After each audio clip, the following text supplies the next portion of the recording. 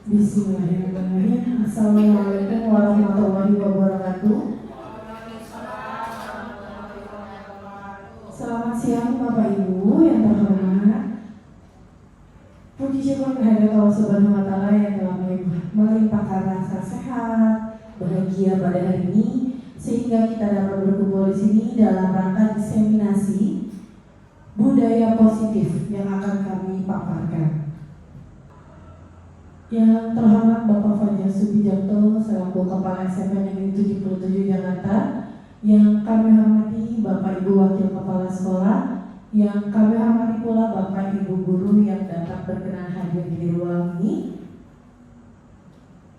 Hari ini saya, Bu Akrianita dan Ibu Yesi Afrila akan mengadakan diseminasi budaya positif, yaitu menyebarkan pemahaman dan penerapan pengalaman disiplin positif. Nanti bersama-sama kita akan belajar. Di sini bukan berarti kami yang berdiri di sini paham akan teori ini atau mengerti betul, tapi kita di sini sama-sama berbagi pengalaman, sharing dan sebagainya ya Bapak Ibu, sebagai ajang evaluasi kami atau evaluasi kinerja kita selama ini terhadap murid-murid kita. Sebelum pelaksanaan kegiatan hari ini dimulai, ada baiknya kita berdoa terlebih dahulu supaya apa yang ilmu yang kita bicarakan dan kita diskusikan dapat bermanfaat untuk kita semua. Sama-sama kita membaca basmalah. Bismillahirrahmanirrahim. Selamat datang Ibu Rosinta, Ibu Endang dan Ibu Hilda. Silakan menempati tempat yang sudah disiapkan. Acara selanjutnya tidak enak kalau tidak mendengar pengarahan atau penguatan langsung dari Bapak Kepala Sekolah. Yang kami hormati Bapak Fajar Subijakto berkenan memberikan penguatan kepada Bapak Fajar Subijakto, dipersilakan.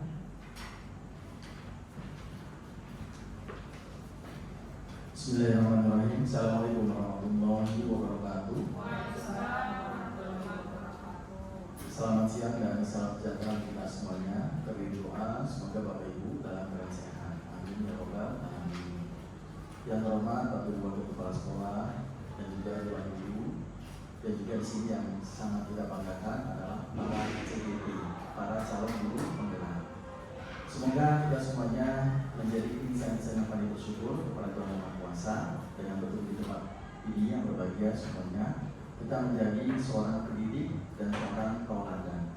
Bapak Ibu, pada kesempatan ini kita bersyukur kepada Tuhan Yang Maha Kuasa, di mana kita akan mendengarkan sebuah paparan diseminasi tentang disiplin positif, tentang budaya positif. Yang mana seperti yang kita ketahui bersama sebagai seorang pendidik, kita di sini memberikan sebuah tauladan penimbasan kepada putra putri peserta didik kita dalam rangka meningkatkan kualitas baik dari segi karakter, pengetahuan maupun dari segi aspek-aspek ruhani yang lainnya. Jadi bagus sekali dengan membangun budaya positif tidak hanya dari aspek perbuatan, ucapan dan juga tingkah laku, namun juga dari aspek sisi akal pemikiran, ruhani, dan juga apapun yang menjadi sebuah kebiasaan. Bapak Ibu sekalian, hasil dari beberapa sekolah pendidikan, apabila kita selama kurang lebih 21 hari atau 3 minggu melakukan perbuatan hal yang positif baru, maka akan menjadi sebuah model, akan menjadi sebuah kebiasaan. Dan ini merupakan sebuah tantangan bagi kita semuanya. Ingat Bapak Ibu sekalian, disiplin positif adalah sebuah nilai-nilai yang mengandung makna yang besar sekali bagi dunia pendidikan. Dengan menanamkan nilai positif baik bagi peserta didik kita atau bagi diri kita sendiri, akan menghasilkan sebuah nilai yang sangat membawa penimbasan yang lainnya. Ketika saya membawa satu nilai kebaikan, semuanya akan tertular, terbawa dengan nilai kebaikan. Inilah hebatnya disiplin positif. Bisa mengimbaskan, bisa mengajak orang lain, bisa menjadi tauladan bagi orang lainnya. Jika satu siswa dia mempunyai pembiasaan yang baik, maka akan membawa siswa lain menjadi berbudaya positif. Bapak Ibu, mari bersama-sama kita kembangkan, kita lakukan sekolah kita ini dalam rangka meningkatkan kualitas pembelajaran, kualitas pelayanan, dan juga kualitas pendidikan sekolah kita dengan budaya positif atau disiplin positif. Selamat untuk mendengarkan seminar pada hari ini dari calon-calon guru penggerak. Terima kasih. Assalamualaikum warahmatullahi wabarakatuh. Terima kasih kepada Bapak Fajar Subijarto atas penguatan yang diberikan pada kami pada hari ini. Acara selanjutnya untuk menghangatkan suasana, kita akan ice breaking terlebih dahulu. Ice breaking akan dipimpin oleh Ibu Aprianita. Oke, assalamualaikum warahmatullahi wabarakatuh. Ibu-ibu nih gak ada bapak-bapaknya ya, mungkin nanti sebentar lagi akan hadir ya, yang ada saja dulu. Hari ini biar lebih hangat, biar lebih semangat lagi ya, karena kita akan memaparkan materi yang sangat seru sebenarnya. Jadi betul-betul supaya semuanya semangat dan tergerak. Boleh berdiri terlebih dahulu, silakan ibu-ibu. Kalau bisa cari pasangan, ayo harus berdua. Ini Bu Jenny, pasangannya habis sesi. Wow, cari pasangan ya. Ayo ya, siap. Kita akan bermain. Permainan kita adalah merebut barang yang kita sayangi. Sekarang boleh pilih satu barang untuk berdua, atau yang nggak Satu satu barang untuk dua. misalkan pulpen. Nah, kita mau merebut pulpen. Yang ada saja. Yang ada disingkirkan dulu. Sudah? Nanti yang Boleh. Sudah ya. Bu Jenny sudah direbutkan? Oke. Tidak boleh dua, hanya satu. Satu, jadi dua Ah. orang. Satu saja dua orang. Dua orang satu barang. Dua Sudah? orang saja. Mumu, warna apa yang mau diperebutkan? Oke, kunci taruh di bibir dulu, boleh. Bu Rani, apa yang mau diperebutkan? Kunci motor. Kunci motor. Boleh. Ada yang mau diperebutkan? Ya. Sedotan, boleh. Ada lagi? Kertas, boleh. Yang lainnya singkirkan dulu, ya. Siap ya?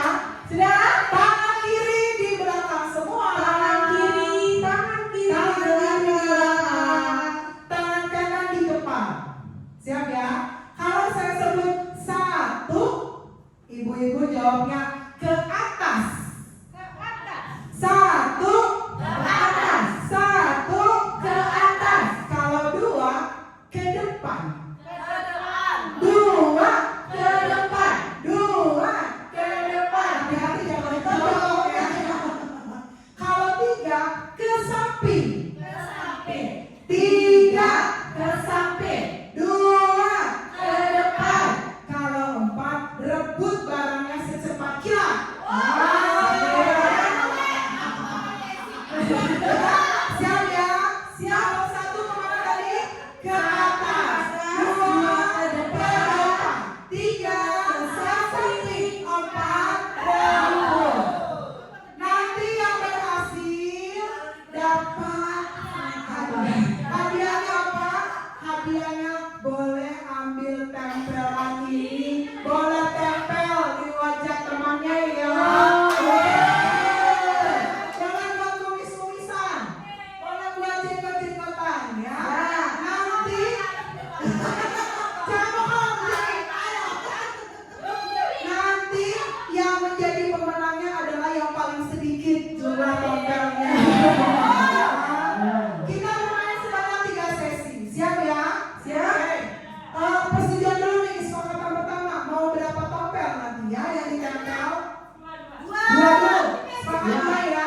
Oke, Satu, dua, level dua. kita tambahin hadiah. Satunya. Oke. Siap. Konsentrasi. Konsentrasi dimulai. Siap. Satu. Dua. Tiga. Tiga. Satu.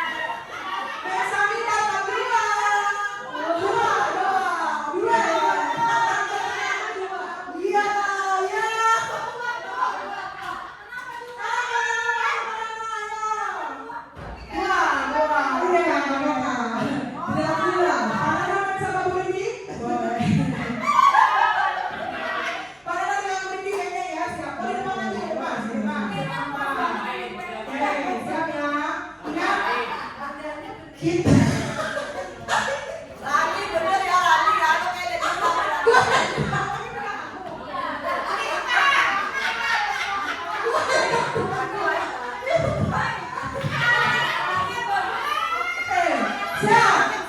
Kita sekarang kesepakatan kedua. Ayo. Kita mau tambahin tetap 2 atau mau ditambahkan lagi? Mau berapa? Berapa? Berapa? 4 atau 5 sekalian? 4, 5. Oke, 4 ya sahabat temannya saya ambil. Selanjutnya sesi kedua adalah 4. Ya. Ingat, 1 ke atas, 2 ke bawah, 3 ke konsentrasi. Konsentrasi dimulai. Up, tangan kiri di belakang bros. Ayo. Ayo tangannya. 3. Jangan ambil dulu, boleh. Pelan-pelan. Ayo, siap. Di tengah-tengah. Di tengah-tengah. Siap, Bu? Siap. Tangannya miss, Mem Sami boleh tangan kiri di belakang. Ya, siap ya. 1, 3, 2, 1, 3, 2, 4.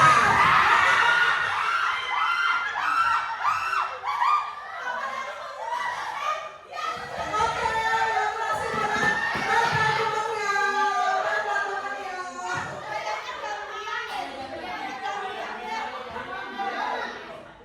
Oke, mana kalahnya?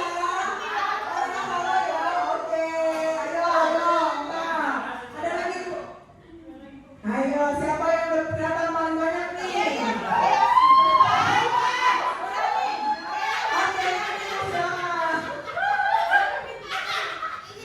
Sami kalah pelan nih. Ayo. Oke, kita masuk yang ketiga. Siap? Wow. Berapa? 6 atau 10? 6 aja, semangat semuanya. 6 ya, kemudian terakhir nih. Harga diri, harga diri kan. Oke, siap konsentrasi nih. Siap ya, 6 ya, pertarungan harga diri. Siap, tangannya kiri di belakang. Siap.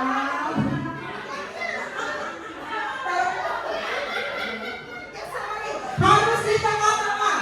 Ayo, harus adil. Siap ya? Siap. Ayo konsentrasi harga diri nih. Pertarungan terakhir ya.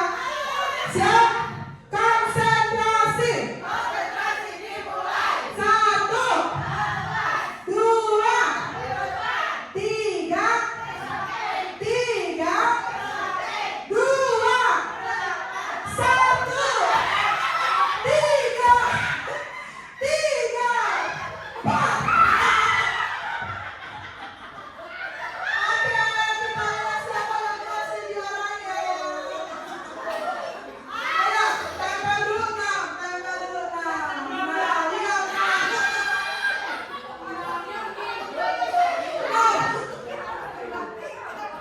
Luar biasa di sini bos, tidak tersentuh satu pun ya. Tepuk tangan bos. Kita foto bersama dulu ya. Mana kucing kalongnya? Meong. Susah buat balik badan. Meong.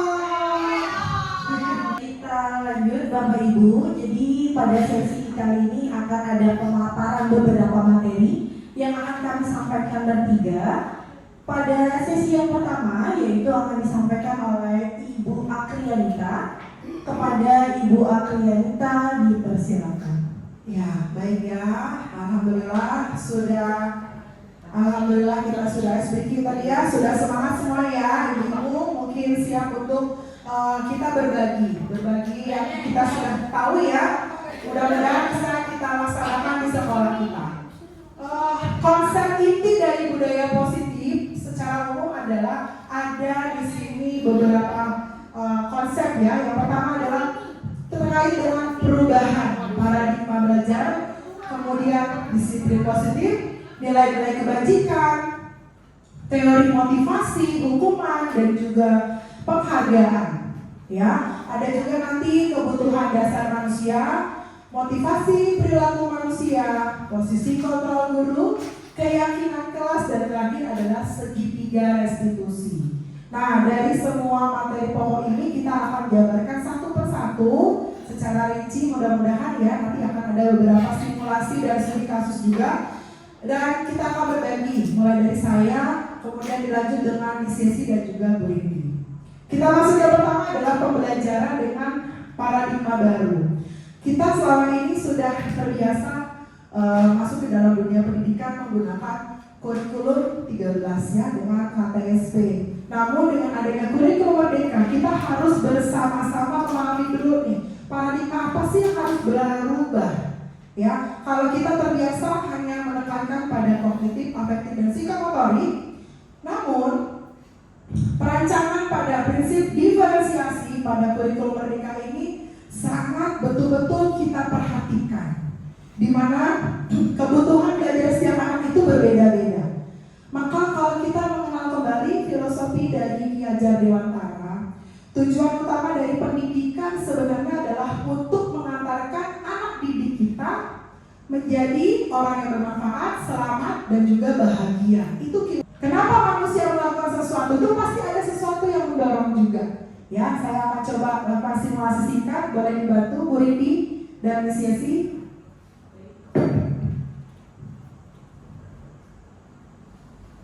Di hari Senin pukul 2 siang, setelah mengajar, Ibu Akri segera keluar dari ruangan dan masuk ke ruang guru dan bersiap-siap akan pergi ke pasar. Bertemulah dengan Ibu Yesi.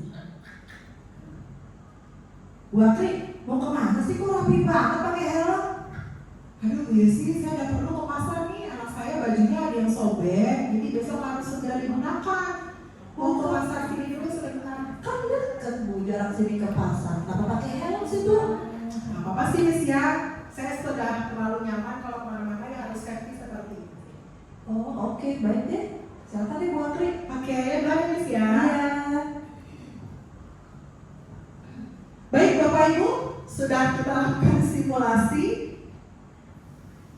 Kira-kira dari simulasi ini mungkin adakah yang mau berbicara kenapa saya terbiasa pakai jaket helm padahal Miss Yesi bilang hanya ke pasar saja?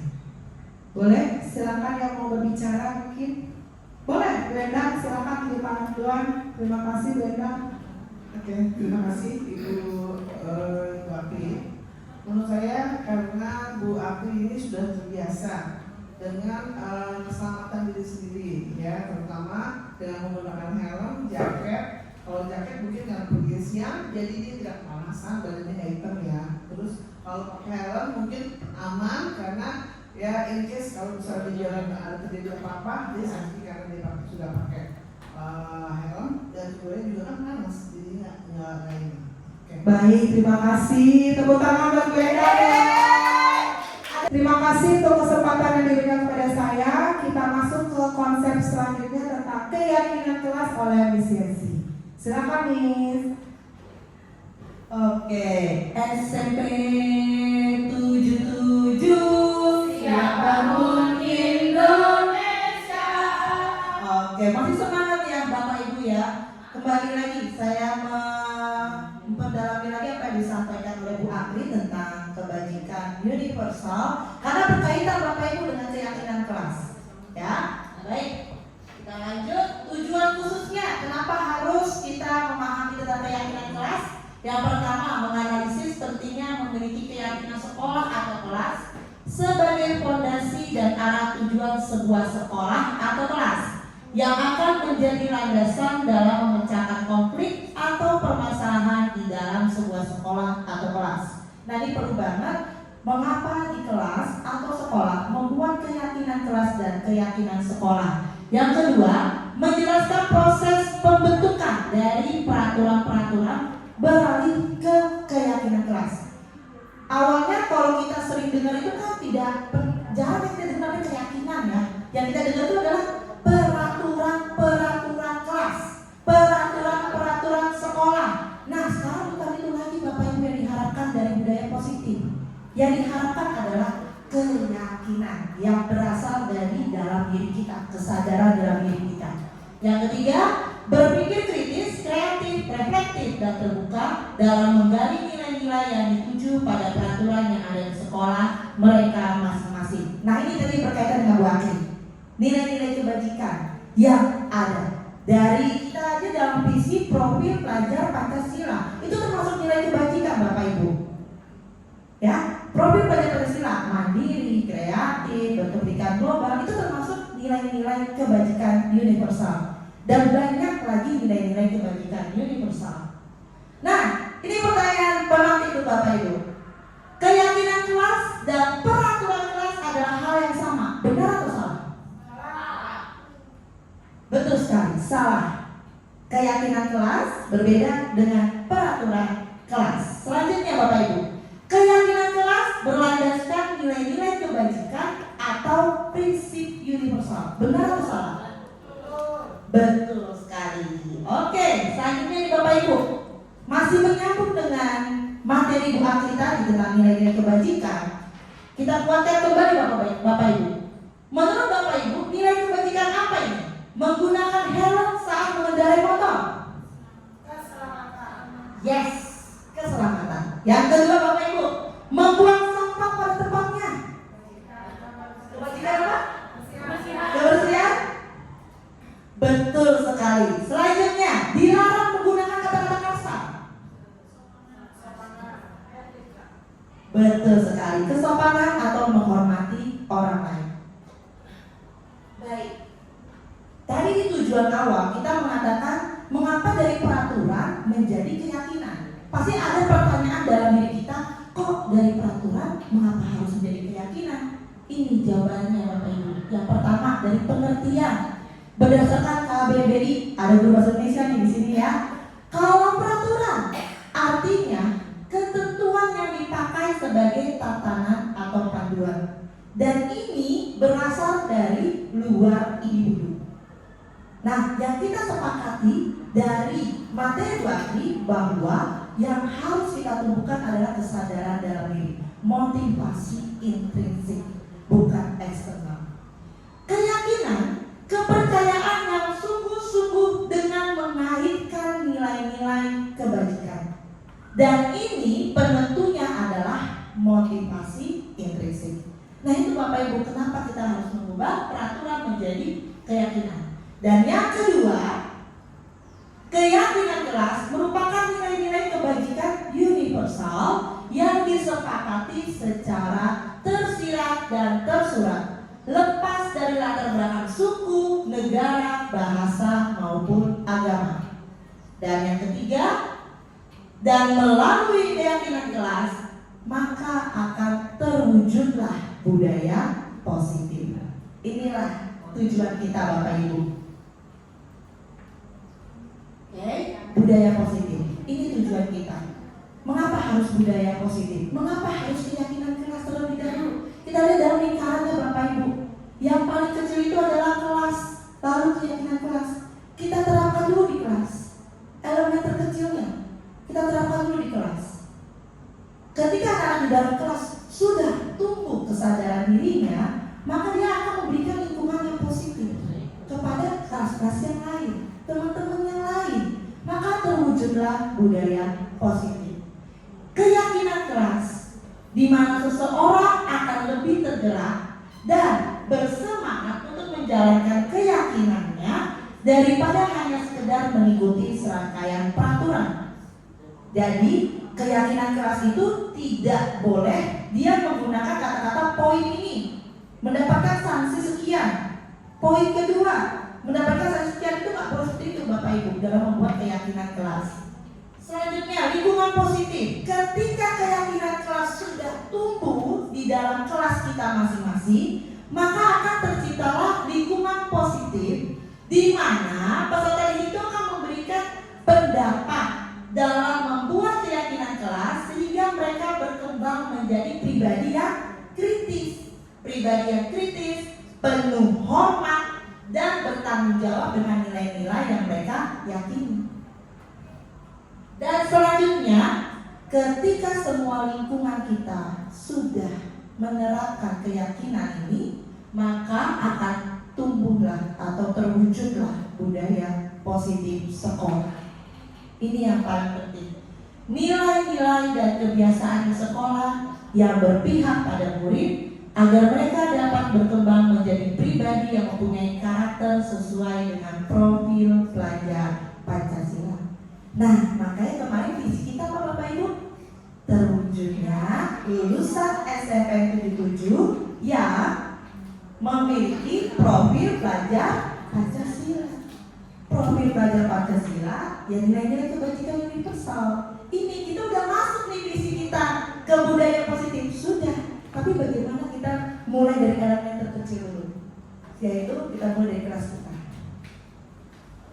Selanjutnya Bapak Ibu, budaya positif akan tercipta yang namanya self discipline. Apa itu self discipline? Artinya disiplin yang tanpa ditakut-takuti. Biasanya kan disiplin yang saat ini anak-anak cuma takut karena ada poin-poinnya, atau takut dimarahin guru, takut dimarahin wali kelas. Nah ini yang harus kita hilangkan. Bukan karena ditakut-takuti, tapi karena kesadaran dirinya. Yang tadi disampaikan oleh Bu Akri, motivasi internalnya. Selanjutnya, ciri-ciri keyakinan kelas. Baik Bapak Ibu, ciri-ciri keyakinan kelas yang pertama itu bersifat abstrak. Artinya abstrak apa? Bukan artinya nggak nyata, bukan gitu ya Bapak Ibu ya. Abstrak itu dalam bahasa Indonesia sederhana. Jadi tidak terlalu panjang, sederhana, yang dapat digunakan atau dapat diterapkan di dalam kelas masing-masing. Selanjutnya yang kedua, keyakinan kelas berupa pernyataan-pernyataan universal yang dibuat dalam bentuk kalimat positif. Artinya tidak boleh ada kata tidak boleh menggunakan HP di dalam kelas. Itu tidak bisa menggunakan kata-kata itu dalam membuat keyakinan kelas. Maka kita harus membuat kalimat positif. Nanti akan saya jelaskan Bapak Ibu bagaimana membuatnya. Selanjutnya, keyakinan kelas tidak dibuat dalam jumlah yang banyak. Nah, kalau kita lihat ketika karakter Bapak Ibu rapat kerja, Bapak Ibu kan pasti terima dari bagian kesiswaan. Peraturan, dan itu banyak sekali. Namun keyakinan kelas tidak. Ini antara kesepakatan antara si guru dan si murid. Ya, jadi kalau keyakinan kelas bukan satu arah Bapak Ibu, tapi melibatkan murid untuk menyepakati peraturan apa yang akan kita buat dalam kelas sehingga menjadi keyakinan. Selanjutnya, keyakinan kelas merupakan sesuatu yang dapat diterapkan di lingkungan kelasnya. Jadi misalkan saya membuat keyakinan kelas 7C, Bu Rindi membuat juga keyakinan kelas 7B. Keyakinan kelas saya dan Bu Rindi pasti ada berbedanya. Jangan sama. Dengan umum kelas 7D pasti akan berbeda. Jadi Bapak Ibu karena sesuai dengan kondisi kelasnya. Selanjutnya, pembuatan keyakinan melibatkan semua warga kelas melalui kegiatan curah pendapat. Nah, dalam membuat keyakinan kelas, kita tuh meminta kepada peserta didik untuk menyampaikan pendapatnya. Nah, kelas impian seperti apa yang kalian inginkan? Kalian mau warga di dalam kelas ini seperti apa? Itu ya Bapak Ibu ya. Jadi bukan guru yang membuat peraturannya, tapi kesepakatan antara guru dan murid. Dan yang terakhir, keyakinan kelas ditinjau kembali dari waktu ke waktu. Nah, ini kalau kita bilang ditinjau dari waktu ke waktu, artinya ketika anak itu sudah membuat kesepakatan kelas dan ternyata sudah tampak nih kesadaran dalam diri, Bapak Ibu membuatnya Bapak Ibu. Oh ini yang sudah tampak, oh ini yang belum tampak. Jadi bukan di akhir semester kita meninjau ulangnya, bukan. Tapi setiap saat ketika anak sudah menunjukkan kesadaran dirinya, motivasi internalnya, maka kita tulis dalam buku catatan pribadi kita. Oh ternyata dia ada perkembangannya. Selanjutnya, ini dia pelaksanaan aksi nyata. Nanti saya minta Bapak Ibu kita sama-sama bagaimana kita membuat keyakinan kelas. Namun sebelumnya, mari kita urutkan langkah-langkah ini. Ya Bapak Ibu ya, ini nomor 1 sebelah kanan, 2, 3, 4, 5, 6. Saya bagi kelompok ya Bapak Ibu ya. Ini kelompok 1, ini kelompok 2, Silakan Bapak Ibu urutkan yang mana langkah pertama sampai langkah ke-6. Silakan didiskusikan, saya berikan waktu 2 menit untuk Bapak Ibu. Yang mana urutan langkah yang pertama sampai yang ke-6? 1, 2, 3, 4, 5, 6. Datang Bapak Ibu. Sepertinya sudah ada ya beberapa guru yang sudah mengikuti PMM ya, membuat disiplin positif tentang keyakinan kelas. Silakan kelompok 1, kelompoknya Bu Akri, kelompok 2, kelompoknya Bu Rahma, silakan.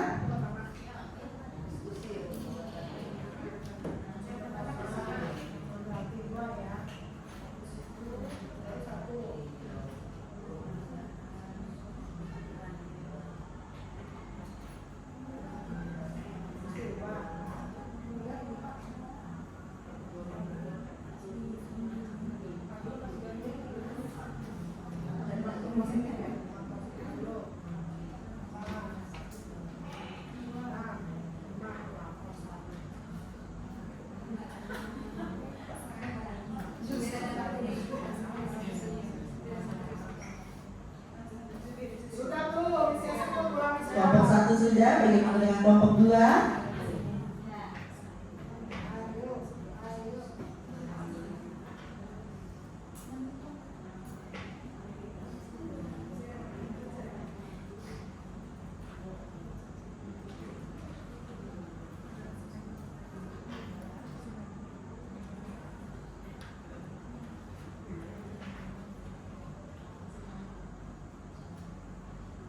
Serius ya, udah serius nih kalau bikin urutan langkah-langkah.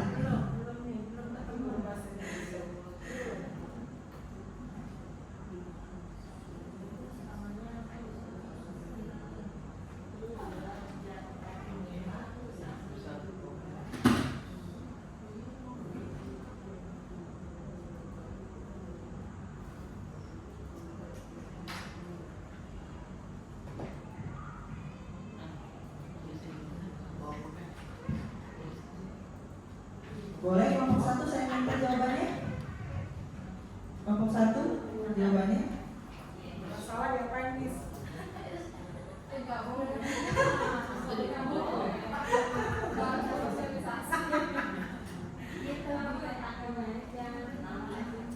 Oke, baik.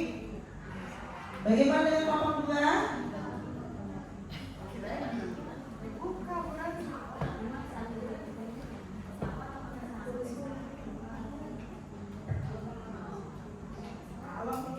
Alot ini kayaknya nih ya. Sambil menunggu boleh sambil dimakan Bapak Ibu snacknya, diminum sambil minum ya, karena masih panjang lagi nih Bapak Ibu.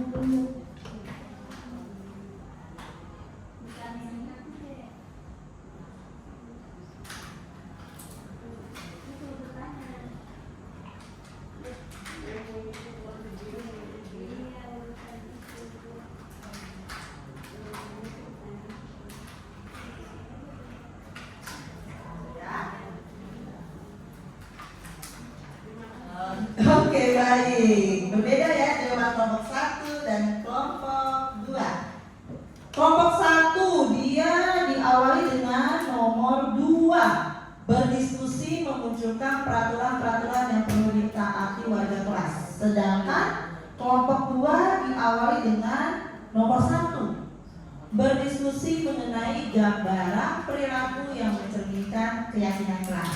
Mari kita lihat jawabannya Bapak Ibu. Baik, sudah langsung ya kelihatan ya. Kelompok 1 sudah benar, nomor 2 terlebih dahulu. Apakah urutan kedua benar? Salah ya, kelompok 1 menjawab nomor 1. Ada 3 kubu ya, coba lihat Bu Mirta. Ih, luar biasa. Bu Mirta sudah dari awal benar ya, 2, 3. Selanjutnya salah ya. Kita lihat lagi selanjutnya.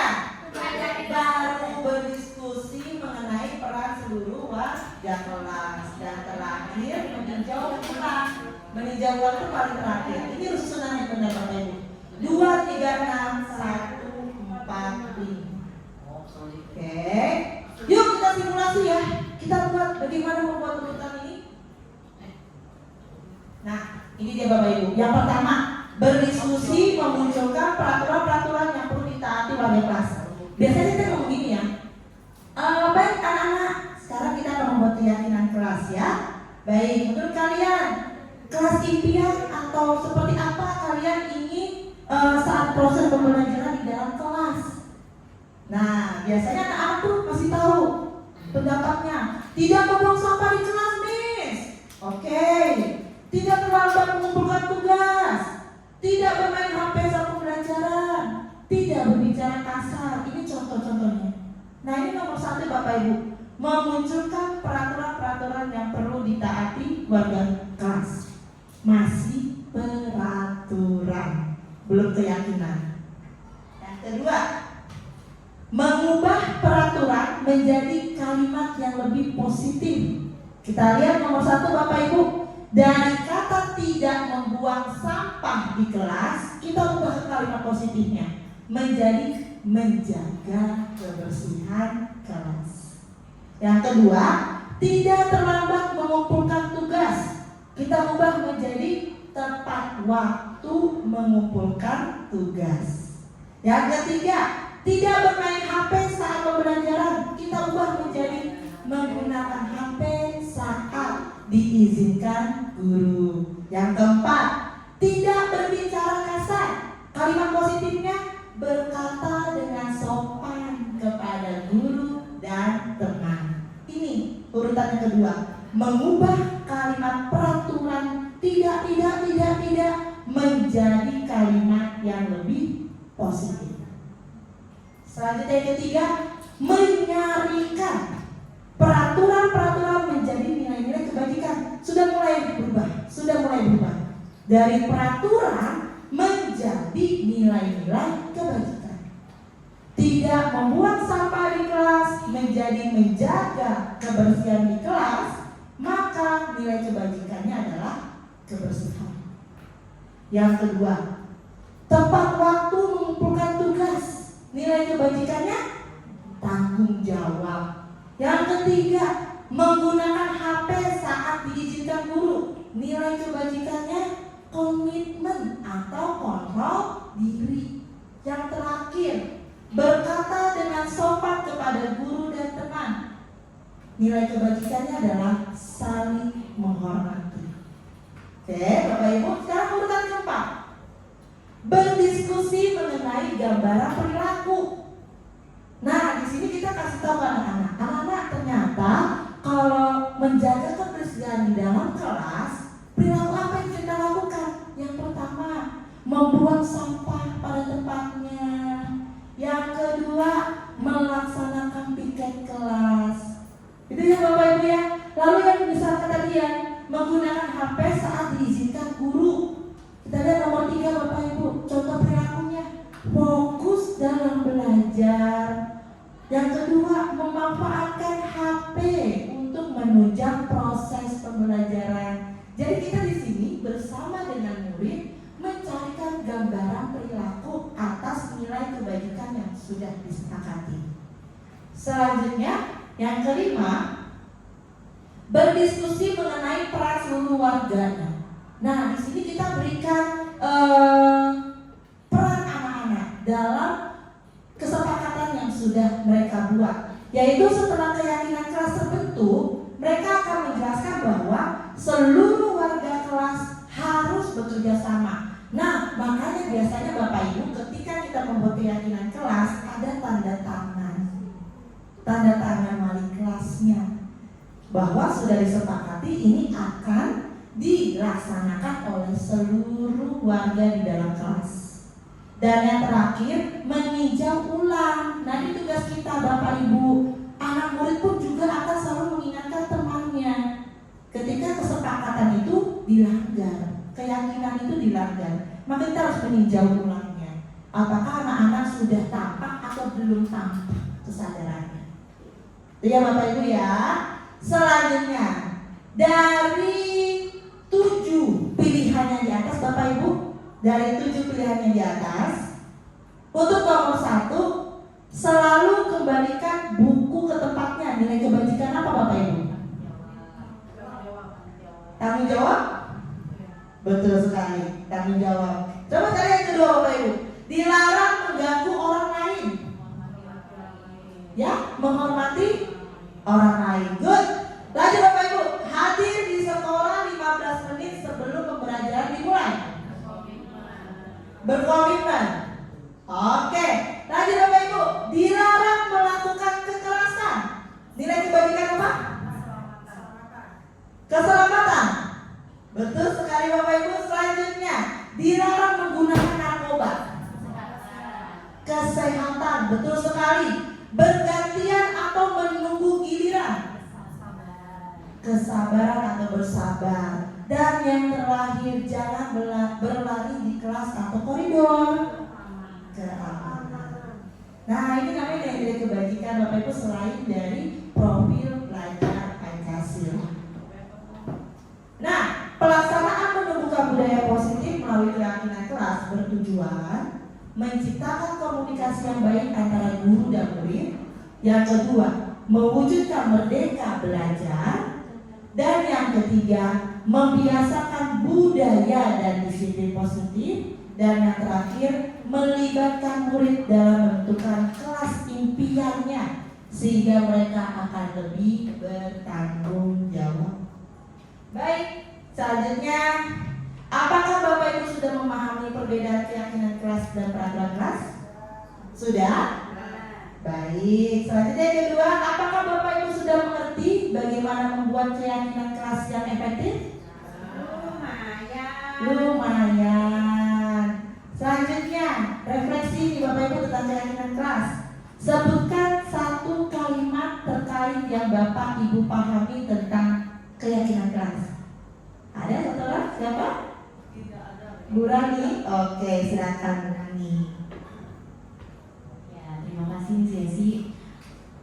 Menurut saya tentang keyakinan kelas ya, keyakinan kelas ini yaitu mewujudkannya budaya positif sekolah yang dimana tumbuhnya self disiplin atau disiplin dan kesadaran diri pada siswa atau peserta didik. Terima kasih berani tepuk tangan Bapak Ibu. Baik, kita masuk Bapak Ibu sekarang ke 5 kebutuhan dasar manusia. Nah, kenapa sih anak-anak selalu melanggar atau membuat masalah atau dia membuat kita marah, kesal? Ini karena ada kebutuhan yang tidak terpenuhi. Ya Bapak Ibu, coba nomor 1, ada yang tahu nggak jawabannya apa? Kesenangan, bagus Bu Hilda. Lanjut. Yang nomor 2, umum, cinta dan kasih sayang. Nomor 3, kebebasan. Yang keempat, penguasaan. Yang kelima, bertahan hidup. Yes, betul sekali Bapak Ibu jawabannya. Nah, ini ada 5 kebutuhan dasar manusia, yang dimana ketika anak melakukan kesalahan pasti ada kebutuhan yang tidak terpenuhi. Nah, ini dia. Kalau kesenangan artinya dia itu butuh untuk merasa senang, merasa ingin dipuji. Kalau cinta dan kasih sayang, dia tuh ingin diterima, ingin memberi dan menerima kasih sayang. Sedangkan kebebasan, nah, dia ini kebutuhan akan pilihan. Gue mau ini, gue mau bebas. Biasanya anak bahasanya seperti itu. Dan selanjutnya, penguasaan, kebutuhan akan pengakuan atas kemampuan. Gue pinter. Biasanya anak itu ya Bapak Ibu ya, saya pinter dan saya butuh diakui kalau saya pintar. Dan yang terakhir, bertahan hidup, kebutuhan fisiologis, rasa lapar serta psikologis, rasa aman. Nah, ini kebutuhan bertahan hidup. Kita lanjut ke sini Bapak Ibu. Kebutuhan bertahan hidup. Nah, kebutuhan bertahan hidup artinya kan dia ingin rasa laparnya terpenuhi. Jadi dia dengan cara ingin memenuhinya ya saya harus makan yang banyak. Nah, di sini kebutuhan bertahan hidup adalah kebutuhan yang bersifat fisiologis untuk bertahan hidup. Misalkan kesehatan, rumah, dan makanan.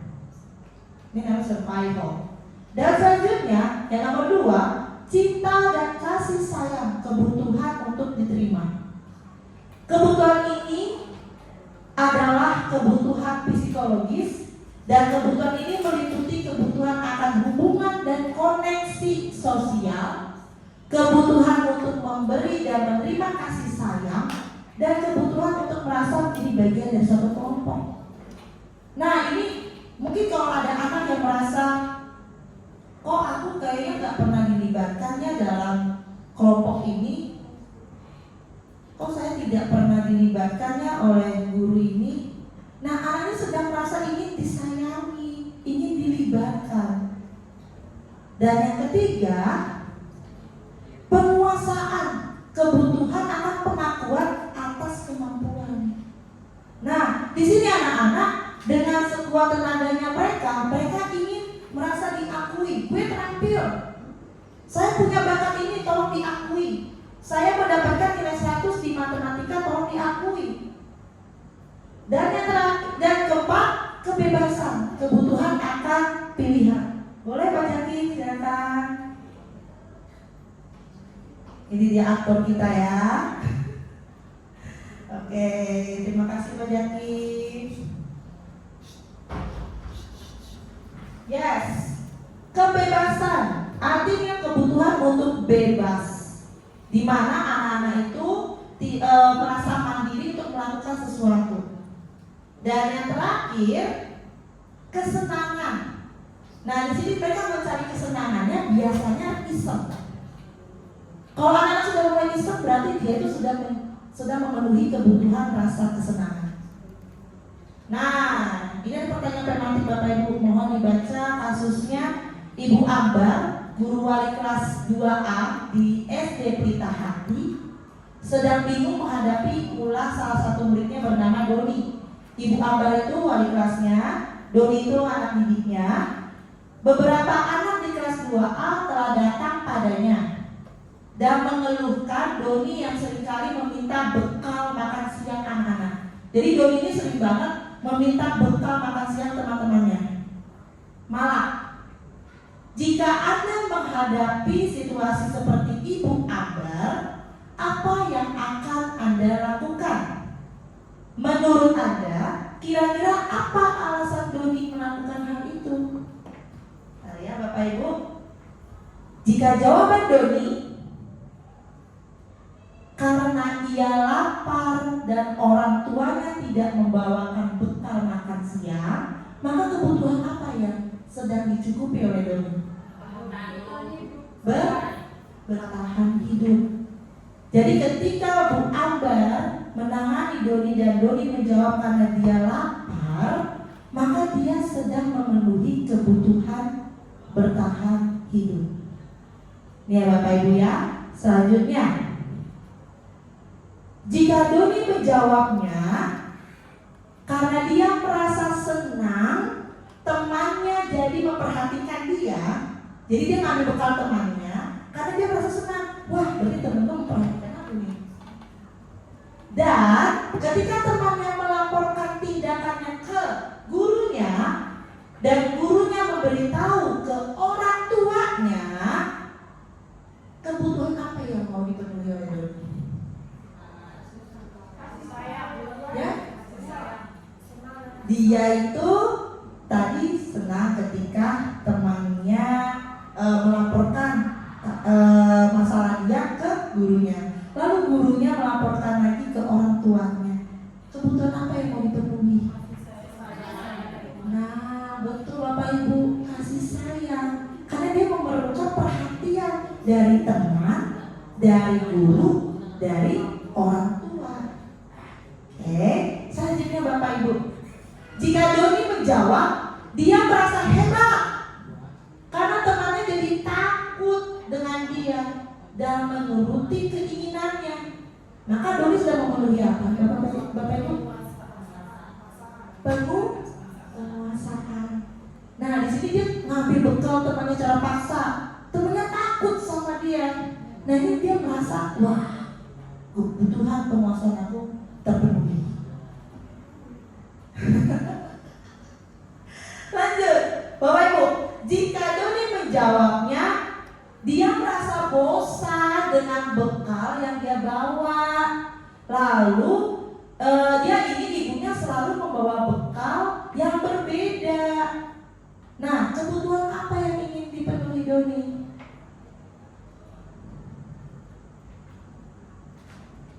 Tahu Bapak Ibu? Ya? Kesenangan? Ya benar, itu kebebasan. Karena dia merasa bosan Bapak Ibu. Bosan bekal aku ini mulu. Kamu mau yang beda? Nah, dia ingin orang tuanya bikin bekal yang selalu berbeda-beda setiap hari. Nah, ini adalah kebutuhan akan kebebasan. Dan ini dia, jika Doni menjawabnya karena iseng aja, dan dia menikmati ekspresi wajah teman-temannya yang kesal. Nah, ini apa ya Bapak Ibu? Nah, ini kalau kesenangan itu lebih ke iseng. Lebih ke iseng. Asik dia marah, asik dia cemberut. Nah, ini dia sedang memenuhi kebutuhan rasa kesenangannya. Itu ya Bapak Ibu. Kesimpulannya, semua orang senantiasa berusaha untuk memenuhi kebutuhannya dengan berbagai cara. Bila mereka tidak bisa mendapatkan kebutuhannya dengan cara yang positif, mereka bisa melanggar peraturan dan melakukan hal-hal yang tidak sesuai dengan nilai-nilai kebajikan. Glasser menyatakan bahwa kapasitas untuk berubah ada di dalam diri kita. Jika kita dapat mengidentifikasi kebutuhan apa yang mendorong perilaku kita, maka perubahan perilaku positif dapat dimulai dengan mencari solusi untuk memenuhi kebutuhan tertentu dengan cara yang positif. Baik Bapak Ibu, sampai sini ada mau ditanyakan? Kita lanjut dulu ya ke Bu Rindi. Silakan Ibu Rindi Oktaviani akan menjelaskan 5 posisi kontrol dan segitiga restitusi. Baik, terima kasih Ibu Ines Afrila. Boleh disimak ya Bapak Ibu, karena nanti di sini akan ada dramanya di sini, di mana mencerminkan posisi perjalanan seorang dan yang sebagainya. dapat mengenali dirinya.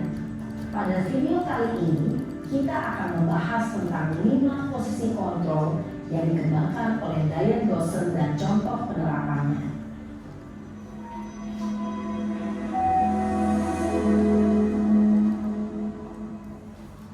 Lima posisi kontrol itu adalah 1. Posisi penghukum, 2. Posisi pembuat merasa bersalah, 3. Posisi teman, 4. Posisi pemantau atau monitor, dan 5. Posisi manajer. Untuk lebih memahami kelima posisi tersebut, mari kita saksikan kasus Naren yang terlambat hadir 20 menit di sekolah dan melihat bagaimana kelima posisi kontrol dalam menghadapi masalah tersebut. Oke, masalahnya sama ya Bapak Ibu, kita lihat. Ini posisi penghukum.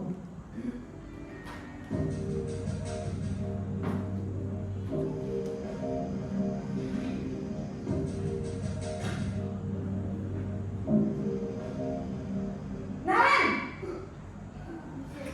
sini kamu.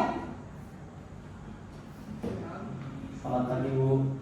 Selalu terlambat. Kamu deh, pasti terlambat. Maaf Bu, saya Apa? Apa coba? Alasan kamu apa lagi? Kapan sih kamu tidak terlambat? Malas sekali ya kamu jadi anak. Nah, seperti itu. Kapok. Dari sini kita udah tahu ya nadanya tinggi di sini. Sana, kamu keliling lapangan basket 2 kali. kenapa saya harus beli lapangan basket Bu? Kenapa? Kamu melawan ibu. Berani-beraninya jawab. Sudah terlambat, masih berani aktif misi Yesi Bu Akri? Bapak Ibu mohon disimak ya.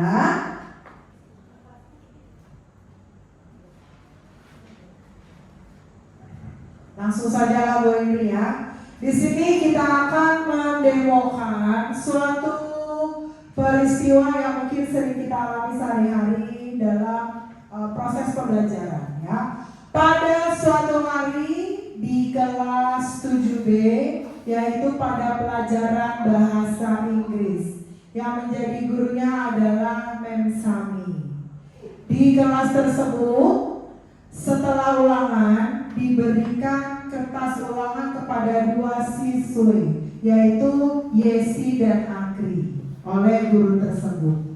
Dan ternyata kedua siswi ini mendapatkan nilai yang berbeda, sangat jomplang sekali. Kejadiannya seperti ini.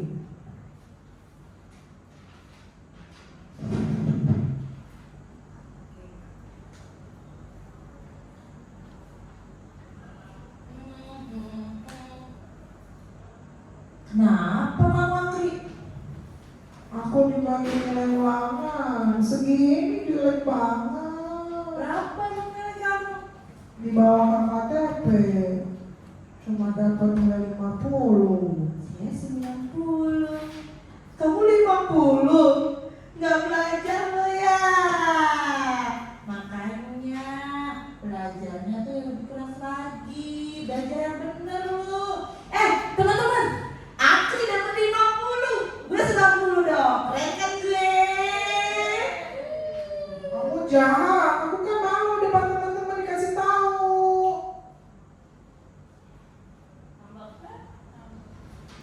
Selanjutnya Akri mendatangi guru wali kelasnya.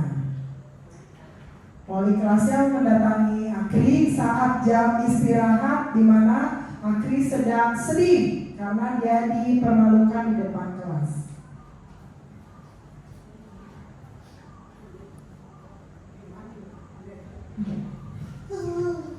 Buat banget sih sini.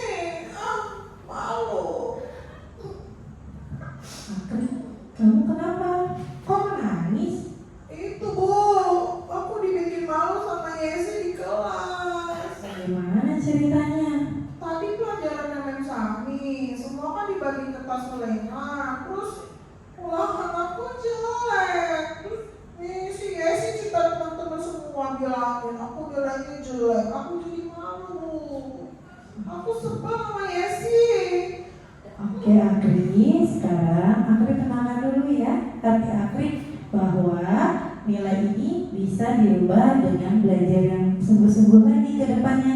Ibu akan mencoba berbicara sama Yesi ya untuk menyelesaikan masalah ini.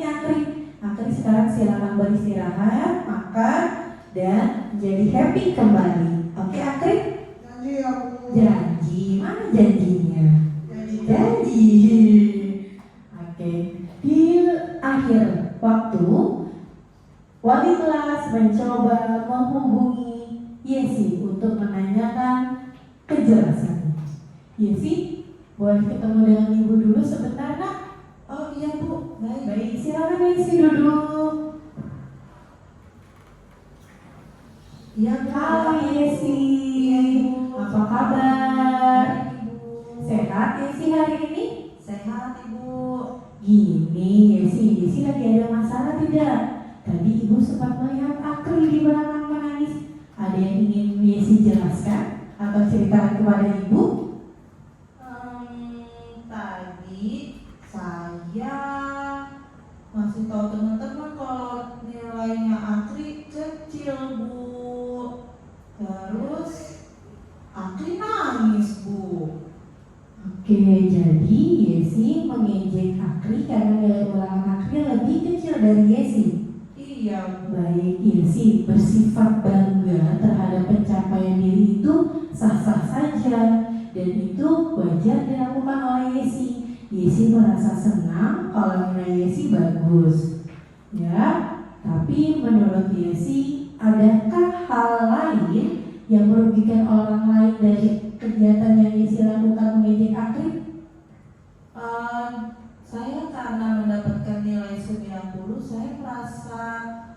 pintar banget Bu, dan saya merasa sangat menguasai pelajaran bahasa Inggris. Dan ketika saya lihat Akri mukanya bersedih, dia nilainya lebih kecil, saya semakin merasa keren banget Bu, saya bisa dapat 90. Dan akhirnya saya terucap bahwa nilai Akri kecil di depan teman-teman, dan saya tidak menyangka Akri menangis. Baik Yesi, jadi Yesi sudah tahu kalau yang Yesi lakukan merugikan Akri dalam hal ini. Iya. Baik Yesi, menurut Yesi keyakinan apa dari kegiatan yang Yesi lakukan atau tindakan yang Yesi lakukan terhadap Akri yang merugikan? Tidak menghargai Akri Bu. Tidak menghargai Akri, ada lagi Yesi? Saya tidak menghormati Akri sebagai teman. Betul Yesi, jadi sesuai dengan keyakinan kelas yang sudah kita bicarakan dan kesepakatannya bahwa kita harus saling menghargai satu sama lain.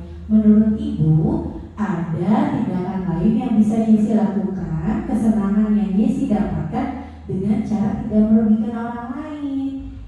Kira-kira Yesi sepakat nggak dengan Ibu bahwa ada hal lain yang bisa kita lakukan untuk mengurangi atau merugikan orang lain atas kesenangan kita? Saya sepakat Bu. Nah, kalau Yesi sudah sepakat, kira-kira apa yang bisa Yesi lakukan untuk memperbaiki kondisi ini? Saya akan menemui Akri untuk meminta maaf. Saya juga akan mengajak dia untuk belajar bersama Bu. Dan juga saya akan mengajak teman-teman untuk kembali lagi melihat keyakinan kelas yang sudah kita sepakati Bu.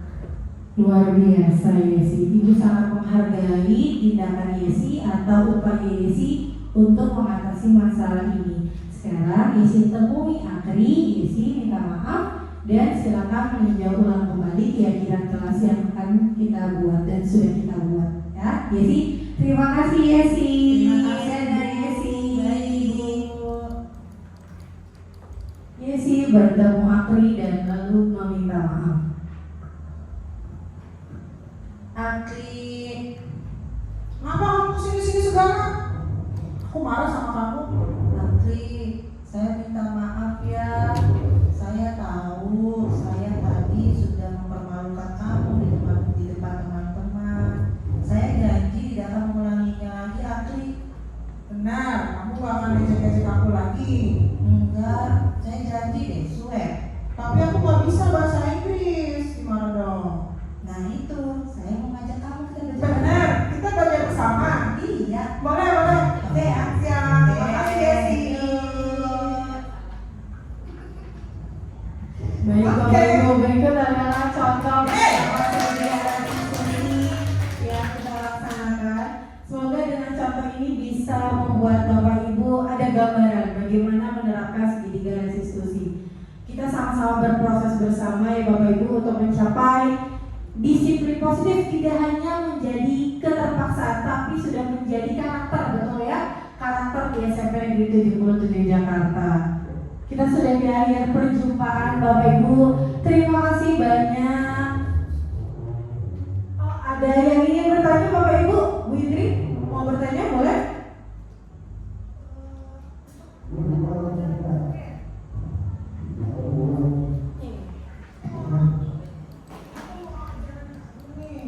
Kesepakatan kelas itu apakah harus hanya wali kelas atau guru mapel boleh? Dan kesepakatan kelas itu untuk guru mapel ditempel di kelas juga gitu supaya wali kelas yang mungkin bisa tahu atau supaya anak-anak juga nggak lupa gitu. Terima kasih. Oke baik, terima kasih Bu Indri atas pertanyaannya. Keyakinan kelas itu tidak hanya wali kelas dengan anak didiknya, namun guru mapel pun juga bisa meminta anak-anak membuat keyakinan kelas dalam pelajaran. Keyakinan kelas belajar bahasa Inggris, dalam matematika, itu juga bisa Ibu. Malah itu lebih bagus sehingga ada peninjauan ulang atau evaluasi dari guru wali kelasnya sendiri. Itu Bu Indri, terima kasih. Nah, jadi dari mapel naik ke kelas lalu naik menjadi keyakinan sekolah. Seperti itu. Ada lagi Ibu, Bapak yang ingin bertanya, Pak Joki ingin bertanya? Ya, udah paham. Sudah paham? Oke, sudah. Oke, baik. Baik, Bapak Ibu, terima kasih sekali lagi kami sampaikan. Bapak Ibu sudah setia menemani kami dari awal sampai akhir terhadap diseminasi ini. Semoga yang kami sampaikan, kami sama-sama belajar, kita sama-sama berproses, sama-sama membuat perubahan ke arah yang lebih baik. Dan kami juga memohon maaf jika ada salah kata yang mungkin saja tidak berkenan di hati Bapak dan Ibu. Dan semoga apa yang kami sampaikan ini kita sama-sama belajar untuk menerapkan terwujudnya budaya positif sekolah. Sekali lagi terima kasih atas kehadirannya. Mohon maaf kalau ada kekurangan dalam penyampaian diseminasi kami hari ini. Akhir kata kita ucapkan terima kasih. Wabillahi taufiq wal hidayah. Assalamualaikum warahmatullahi wabarakatuh. Selamat siang Bapak Ibu. Boleh kembali beraktivitas.